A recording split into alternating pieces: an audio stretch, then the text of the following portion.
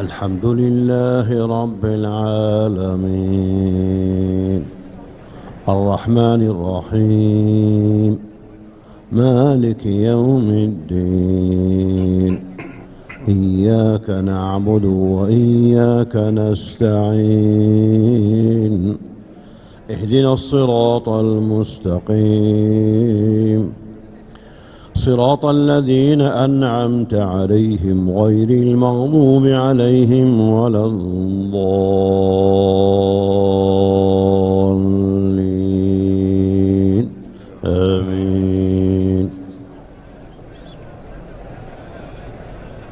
بسم الله الرحمن الرحيم والفجر وليال عشر والشفع والوتر والليل إذا يسر هل في ذلك قسم لذي حجر ألم تر كيف فعل ربك بعاد إرم ذات العماد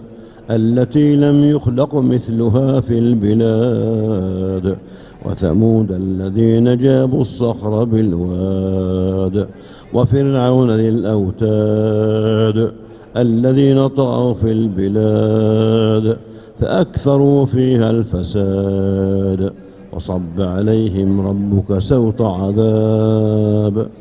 إن ربك لبالمرصاد فأما الإنسان إذا ما ابتلاه ربه فأكرمه ونعمه فيقول ربي أكرمن وأما إذا ما ابتلاه فقدر عليه رزقه فيقول ربي أهانن كلا بل لا تكرمون اليتيم ولا تحاضون على طعام المسكين وتأكلون التراث أكلا لما وتحبون المال حبا جما كلا إذا دكت الأرض دكا دكا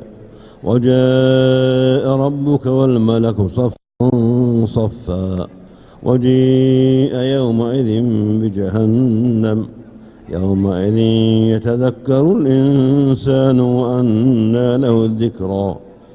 يقول يا ليتني قدمت لحياتي فيومئذ لا يعذب عذابه أحد ولا يوثق وثاقه أحد يا أيتها النفس المطمئنة ارجعي إلى ربك راضية مرضية فادخلي في عبادي وادخلي جنتي. الله الله